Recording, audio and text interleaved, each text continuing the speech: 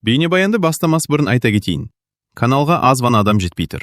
Подписка басып кетсеңіздер, разы боламын. Бұл оқиға шын өмірден алынған.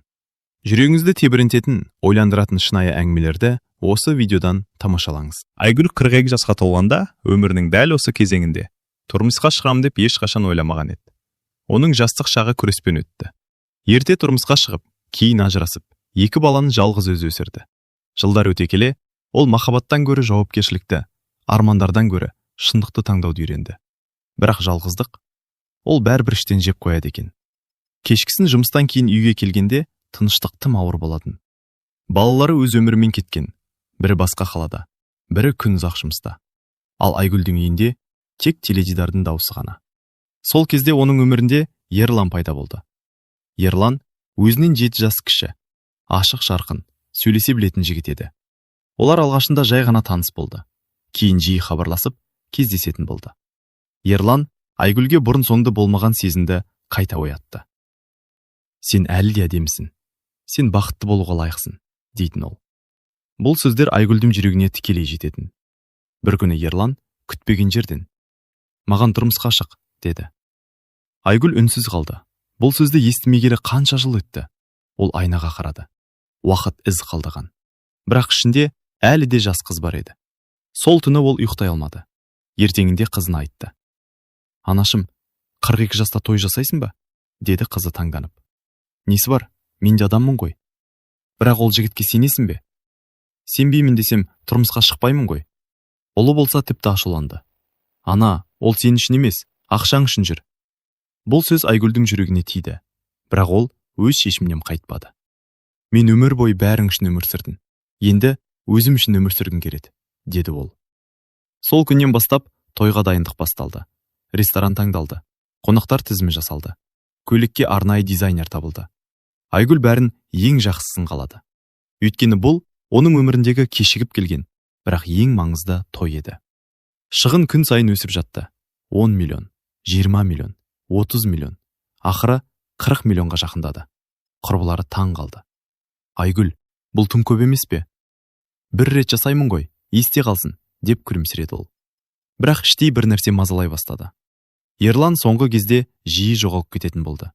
Кейде телефон көтермейді, кейде "достарымменмін" деп қысқа жауап береді. Бір күні Айгүл оған тосыннан бармақ болды. Ол айтқан мекенжайға келді. Бірақ Ерлан ол жерде жоқ еді. Көрші әйел: "Сіз кімсіз?" деп сұрады. "Мен Ерланды іздеп келбедім." Әйел біртүрлі қарап: "Ол мұнда сирек келеді, көбіне басқа жерде жүреді", деді. Айгүлдің жүрегі біртүрлі соқты. Сол сәтте оның ішінде алғашқы күдік оянды. Сол кеште Ерлан өзі хабарласты. Даусы көңілді: "Сағындым сені." Айгүл үндемей қалды. "Қайда болдың бүгін?" деп жай ғана сұрады. Ерлан сәл кідіріп: "Жұмыстамын ғой, не болды?" деді. Айгүл терезеге қарап тұрды. Ол алғаш рет оның сөзіне толық сенбеді.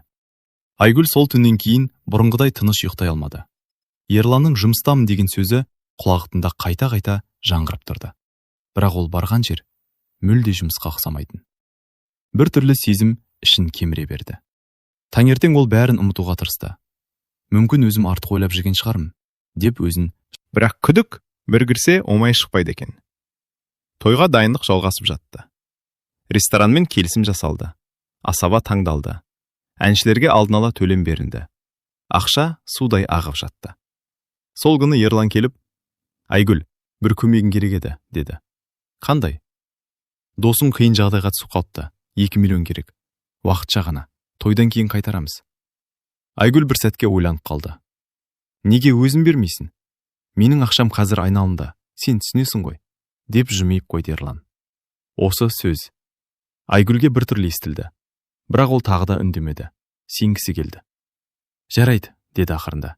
Сол күні ол ақшаны берді. Кешке құрбысы Гүлмира келді. Олар ас үйде шай ішіп отырды. "Айгүл, сен шынымен бақыттысың ба?" деп сұрады ол бір кезде. "Неге сұрап отырсың?" "Білмеймін. Соңғы кезде сен өзгеріп кеткен сияқтысың." Айгүл күрсінді. "Гүлмира, мен қорқам." "Неден?" "Қателесуден.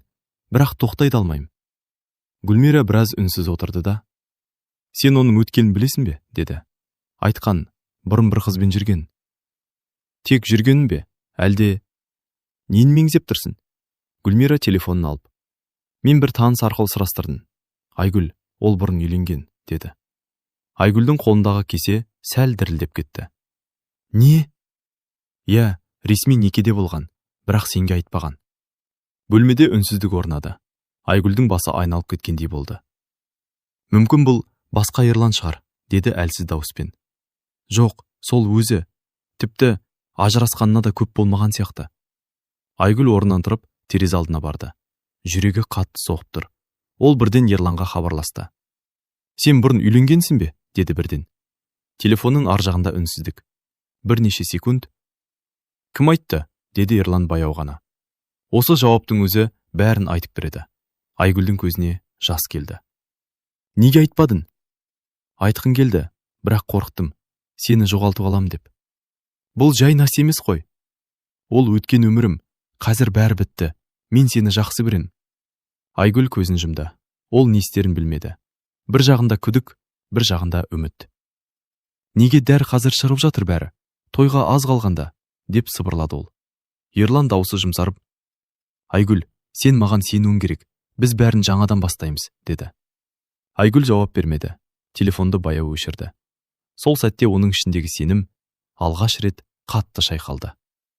Ал дастархан үстінде жатқан тойдың келісім шарттары, чек пен төлем қағаздары оған бір түрлі көрінді. Айгүл сол түннен кейін мүлде өзгеріп кетті. Сырт көзге бәрі бұрынғыша. Жұмысына барады, тойдың мәселелерін шешеді, қонақ тізімін тексереді. Бірақ ішінде бір нәрсе сынса, оны жамап алу оңай емес екен. Ерланмен сөйлескен сайын оның әр сөзі енді тексеріліп тұрғандай сезілді. Ол бәрін өткен өмірім деп қысқа қайырды, кешірім сұрады, жағдайды түсіндіруге тырысты. Бірақ Айгүлдің жүрегінде бір сұрақ қайта-қайта жаңғырып тұрды. Неге бәрі менен жасырылды? Тойға 2 апта қалды. Сол күні таңертең Айгүлге бейтаныс нөмірден хабарлама келді. Сен Ерланды жақсы танимын деп ойлайсың ба? Олай емес. Айгүл бірден жауап берді. Сіз кімсіз? Біраз уақыттан кейін қоңырау шалды. Телефонның ар жағында әйел дауысы. Мен Ерланның бұрынғы әйелімін, деді ол. Айгүлдің демі ішіне тартылып кетті. Неге хабарласып тұрсыз? Себебі сенің де алданғаныңды қаламаймын. Айгүл үнсіз қалды. Әйел жалғастырды. Ол сенімен тек бақыт үшін емес. Оның қарыздары бар, үлкен қарыз. Сол үшін жаңа өмірді сенің есебінен бастағысы келеді. Айгүл орнынан тұрып кетті. Бұл дәлеліңіз бар ма? Деді ол әрең. Бар. Егер қаласаң кездесеміз, бәрін көрсетем. Сол күні кешке олар кафеде кездесті. Әйелдің қолында құжаттар, скриншоттар, аудио жазбалар болды. Айгүл оларды үнсіз қарап шықты. Әңгімелер, ақша сұрау, басқа адамдармен келіссөздер, бәрі біртіндеп жиналған дәлелдер. Ең сорақысы, Ерланның бірнеше адамнан қарыз алғаны анық көрінді. Айгүлдің қолы дірілдеп кетті. Ол менмен де солай ма? Деді сыбырлап. Әйел оның көзіне тік қарап. Иә, сен оның соңғы үміті сияқтысың. Той ол үшін жай ғана мүмкіндік. Айгүлдің ішінде бірдеңе үзіліп кеткендей болды. Ол ұзақ үнсіз отырды. Кафедегі адамдардың дауысы алыстан естілгендей болды. Неге маған айтасыз мұның бәрін? Деді ол ақырын. Әйел күрсінді. Мен де бір кезде сен сияқты сенгенмін. Сондықтан басқа елдің дәл сол қателікті қайталағанын қаламадым. Айгүл орнынан тұрды. Қолындағы қағаздарды ұстап тұрып, рахмет, деді ғана. Үйіне қайтқан жолы ұзақ көрінді. Көліктің терезесінен сыртқа қарап отырып, оның ойында тек бір нәрсе болды. Енді не істеймін? Сол кеште Ерлан қайта хабарласты. Қайдасың? Көрсеміз бе? Деді ол әдеттегідей көңілді үнмен. Айгүл бір сәт үнсіз тұрды. Сосын баяу ғана. Кел, сөйлесетін нәрсе бар, деді. Дауысы тыныш еді, бірақ ішінде үлкен дауыл басталып жатқан. Той күні жақындаған сайын Айгүлдің ішіндегі сезімдер аралас болып кетті. Бір жағынан бәрі дайын, екінші жағынан жүрегінде тыныштық жоқ. Ерланмен сол әңгімеден кейін олар ашық сөйлесті. Ол бәрін жоққа шығарған жоқ, бірақ толық шындықты да ашпады. Сен мені түсінбейсің деген ғана. Айгүл сол сәтте бір шешімге келген еді. Ол бәрін көзімен көрмей, толық сенбейді, бірақ тойды тоқтатпады. Бұл менің соңғы шешімім болуы мүмкін деп ойлады ол. Салтанатты күнде келіп жетті. Үлкен ресторан, жарық шамдар, әдемі безендіру, музыка, қонақтар толы зал. Айгүл ақ көйлекте айнаға қарап тұрды. Өзін бұрынғыдан да үлкен, бірақ біртүрлі шаршағандай сезінді. Анашым, сен керемет көрініп тұрсың, деді қызы. Айгүл жай ғана күлімсіреді. Ішінде қуаныш та бар, қорқыныш та бар. Той басталды. Асаба сөз алып қонақтарды қарсы алды. Музыка ойнап, би басталды. Қонақтар мәз-мейрам. Ерлан да сырттай өте бақытты көрінді. Бірақ Айгүл оның көзін бақылап отырды. Бір сәтте Ерлан сыртқа шығып кетті. Айгүл байқамай қалмады. Ол жай ғана соңынан ерді. Дәлізде жартылай жабық есік жанында Ерлан біреумен телефонда сөйлесіп барды. Дауысы төмен, бірақ ашулы еді. Жоқ, мен бәрін реттеп жатырмын. Сабыр ет. Ақша тойдан кейін түседі. Айгүл тоқтап қалды. Қолдары суып кетті. Ол есікке жақындап, тыңдап тұрды. Ерлан жалғастырды. Бүгін бәрі шешіледі. Маған уақыт беріңдер. Осы сөздерді естіген Айгүлдің жүрегі ауырлап кетті.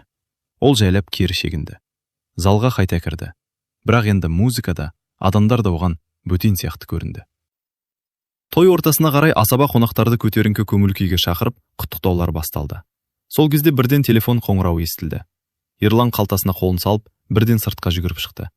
Айгүл қайтадан назар аударды. Бұл жолы ол күткен жоқ. Ол да сыртқа шықты. Дәлізде Ерлан тағы да біреумен сөйлесіп тұр екен. Бұл жолы даусы анық естілді. Ақша дайын. Ертең беремін дедің ғой. Түсінесіңдер ме? Мен үйленіп жатырмын. Айгүл есік алдында қатып қалды. Барлық күдігі бір сәтте шындыққа айналғандай болды. Ерлан телефонды қойып бұрылды. Айгүлді көріп, бір сәтке үнсіз қалды. Сен бәрін естідің бе? Деді ол бәсең дауыспен. Айгүл жауап бермеді. Көзінде жас тұрды, бірақ жыламауға тырысты. Бұл не, Ерлан? Деді ақырын ғана. Ерлан жақындады.